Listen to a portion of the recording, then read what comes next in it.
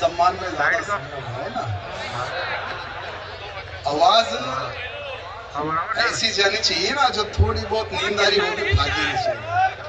बोलो जय श्री राम, जय श्री राम, भारत माता की, भारत माता की। आज समस्त हिंदू समाज के तत्वाधान में आपके इस आनंद में जो धर्म सभा का आयोजन किया गया है, इस सभा को संबोधित करने के लिए, हम सभी को आशीर्वाद देने के लिए मंच पर जितने भी साधु संत उपस्थित है, पहले तो उनके चरणों को मैं प्रणाम करता हूं। और भारत को हिंदू राष्ट्र घोषित करे, गौ माता को राज्य माता का दर्जा मिले, भारत से धर्मांतरण, लव जिहाद जैसे षड्यंत्र को समाप्त करे, यहां संकल्प लेने के लिए दूर दूर से मेरे भाई बंधु पधारे हैं। मैं आप सबको भी प्रणाम करता हूं, धन्यवाद प्रकट करता हूं। मुझे एक कॉल आया था 3 दिन पहले,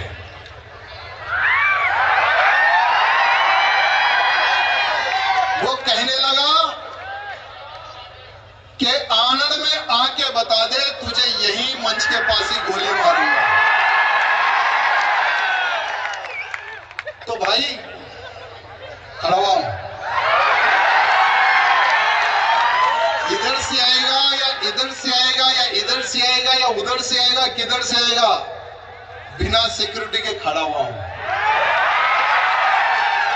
मुझे तेलंगाना में सभा में आने के लिए रोकने का प्रयत्न किया गया कि राजा सिंह को गुजरात के आनंद में हम जाने नहीं देंगे और किसी भी हालत में रोकेंगे। पूरी हमारी पुलिस पीछे पड़ गई कि कहां है राजा सिंह, कहां है। तो कुछ हमारे धर्म के प्रति प्रेम रखने वाले कुछ पुलिस ऑफिसर भी है तेलंगाना में। उन्होंने कहा कि भाई साहब, आपका जो कार्यक्रम है 12 का, उसको रोकने की पूरी ताकत लग गई। जो आपके बड़े साले साहब है ओवैसी, उनकी पूरी ताकत लग गई। कमिश्नर ऑफिस में उनकी टीम चले गई कि किसी भी हालत में राजा सिंह को रोका जाए। और लगभग ये 4 दिनों में तेलंगाना राज्य में मेरे खिलाफ 32 से ज्यादा एफआईआर हो गई पुलिस स्टेशनों में। वो लोग सोचने लगे कि राजा सिंह को पिछली बार जैसे हमने जेल को पहुंचाया, इस बार भी पहुंचा देंगे। हर पुलिस स्टेशन में रात होते ही जुनू बनाना, पुलिस स्टेशन के पास जाना, धरना करना, एप्लीकेशन देना, कंप्लेंट देना, ये फायर करवाना। तो मैं हमारे उन लोगों को कहना चाहूंगा, मेरा एक बार इतिहास उठाकर देख लेना। जैसे हम लोग कभी कभी थकने के बाद में फार्म हाउस जाते हैं या कहीं घूमने जाते हैं, तो मेरे लिए जेल भी मेरे लिए रेस्ट रूम है, फार्म हाउस है।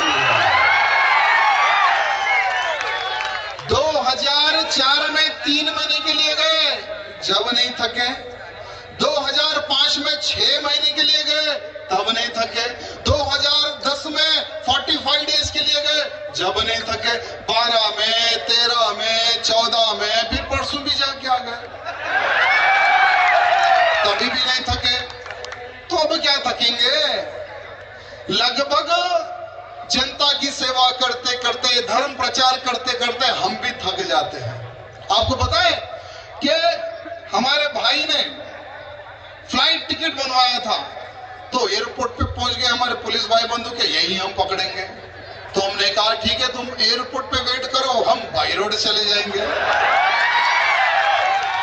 तो इतने 100 किलोमीटर तक सिर्फ आपसे मिलने के लिए मैं बाई रोड आ गया हूं। और मैं उसको ढूंढ रहा हूं जो गोली मारने के लिए आया था। बेटा कहां छुपा, जरा बाहर दे। ये जो धरती है ना, ये जो गुजरात की धरती है, इसी धरती ने इतिहास लिखा था कि जब जब देशद्रोहियों के सर उठे हैं, धर्मद्रोहियों के सर उठे हैं, कुचलने का काम यही गुजरात की धरती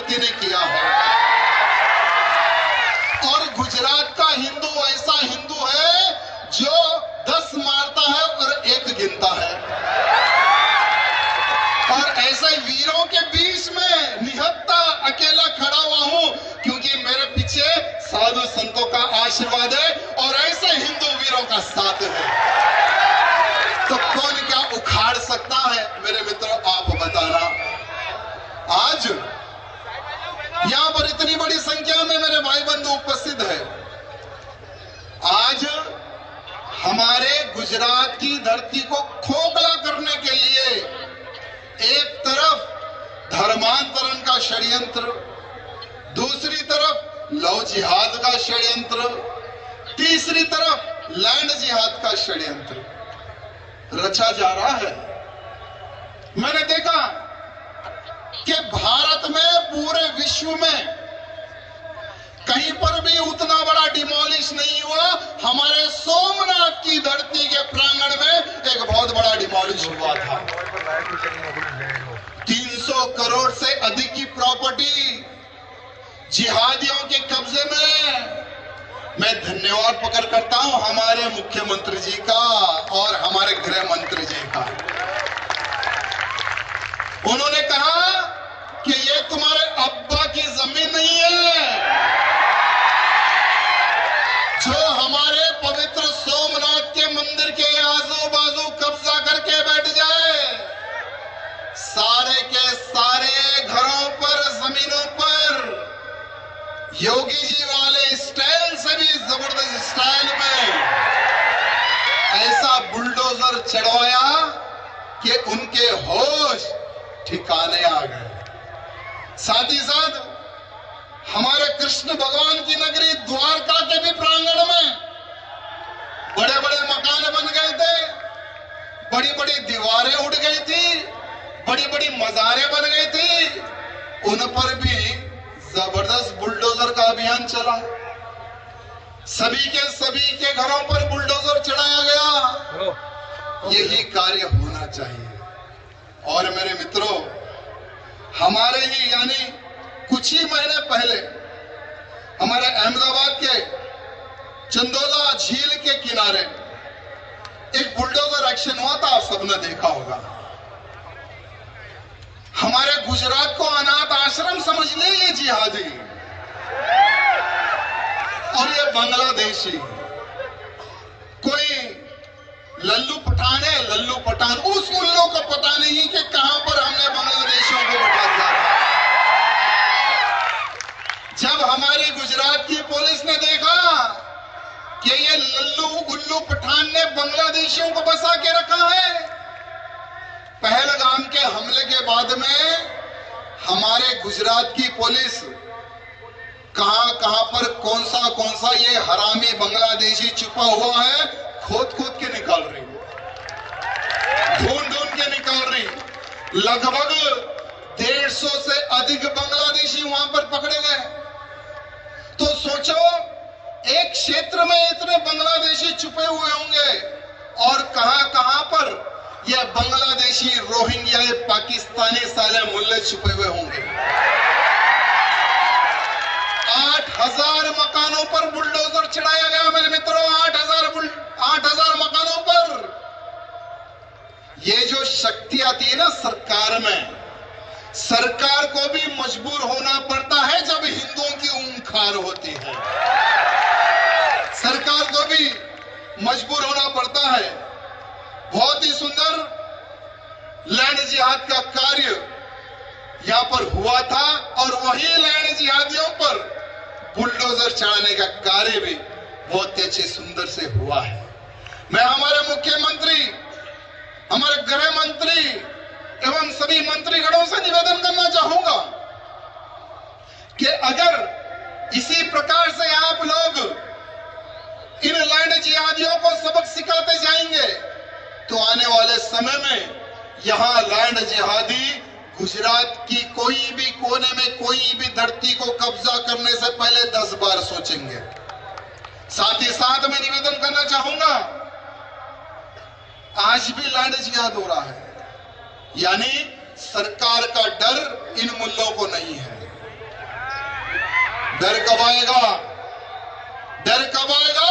जहां पर ये लोग लैंड जिहाद करते हैं वहां पर घर तोड़े जाए और उनको वहीं पर खोद का गाड़ा जाए।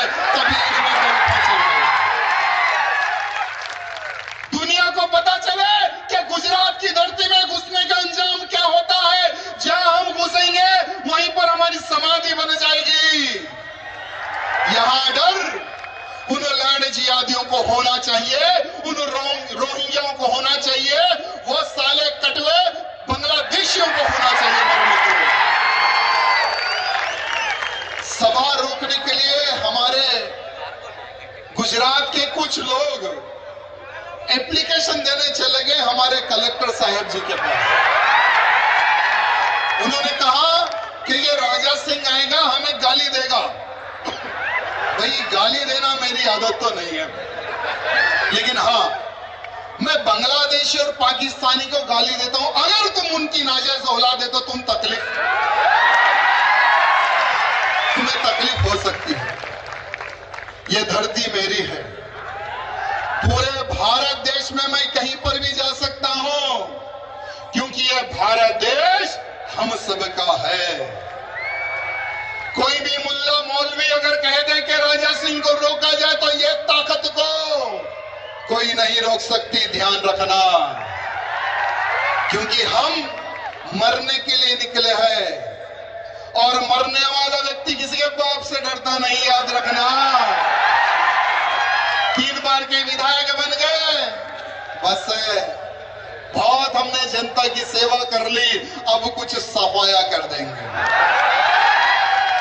मैं हमारे गुजरात के मुख्यमंत्री जी से निवेदन करना चाहूंगा, मुख्यमंत्री जी, एक 6 महीने के लिए मैं यहां पर आके बैठ जाता हूं। 6 महीने के लिए मैं यहां आकर बैठ जाता हूं।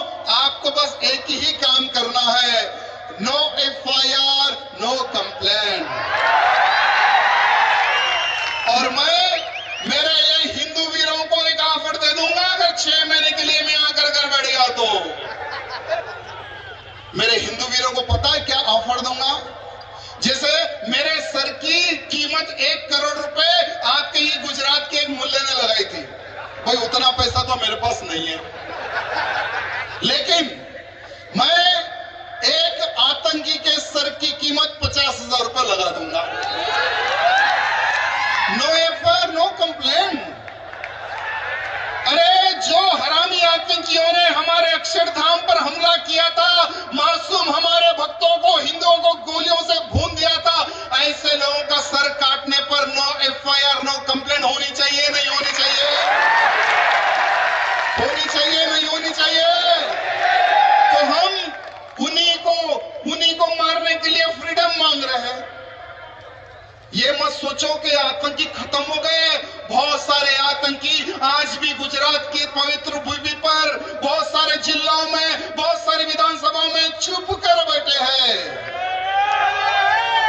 मैं हमारे पुलिस के अधिकारियों से निवेदन करना चाहता हूं, आपको प्रोटोकॉल लगता है, हमें नहीं लगता है।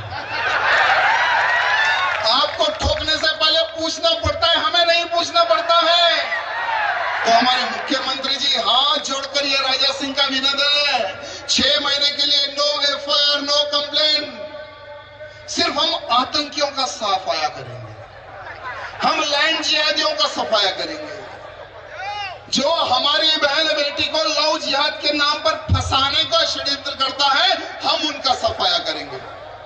बाकी का आने वाला जो चुनाव होगा, 50 सीट एक्स्ट्रा से हम आपको जिता देंगे, इसकी आप चिंता ना करें। क्योंकि गुजरात का हिंदू क्या कहता है, गुजरात में लगभग 30 और 35 सालों से भगवा खड़ा हुआ है ना? आप लोगों के आशीर्वाद से गुजरात की पवित्र धरती पर भगवा खड़ा हुआ है, आप सबके सहयोग से मेरे मित्रों।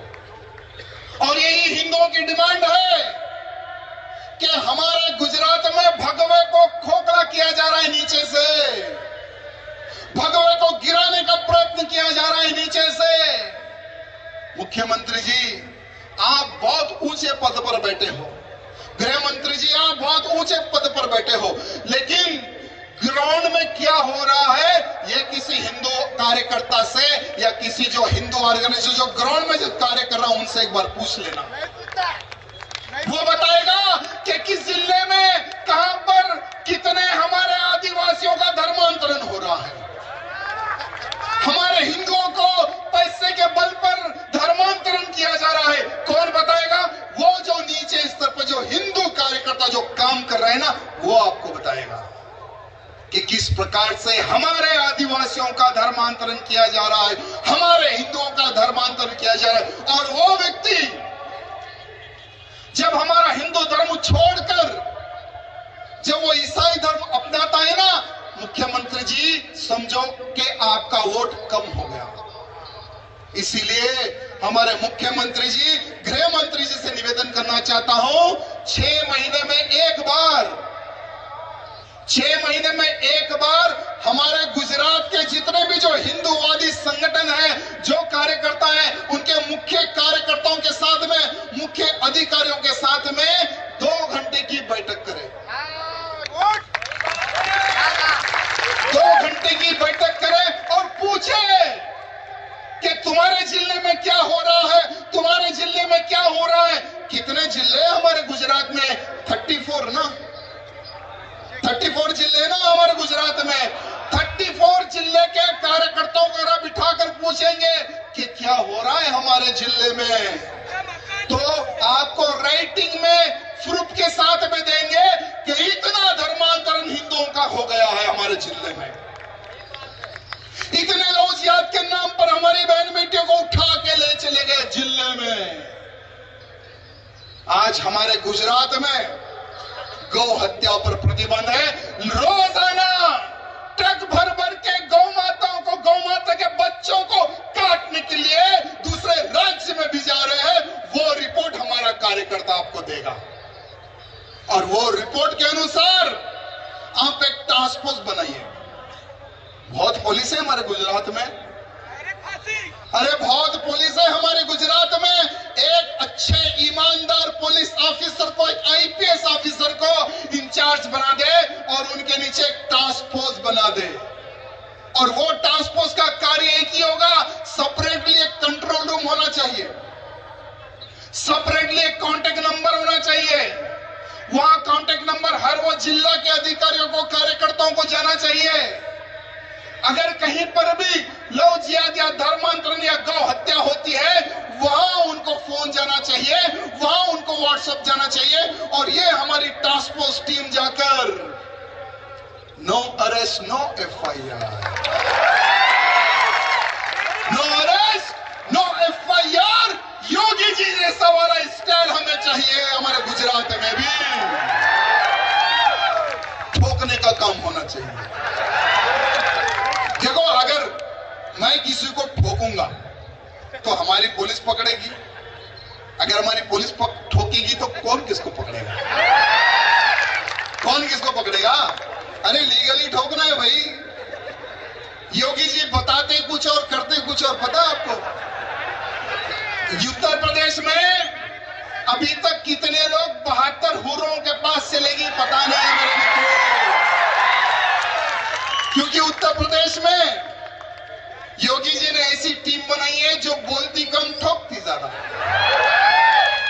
तो वो काम हमारे गुजरात में भी अगर चालू हो गया तो अभी 30-35 साल से भगवा है, आने वाले 70 साल तक ये भगवा झुकने वाला नहीं है मेरे मित्रों। झुकेगा क्या भगवा? झुकने देंगे क्या हम भगवे को?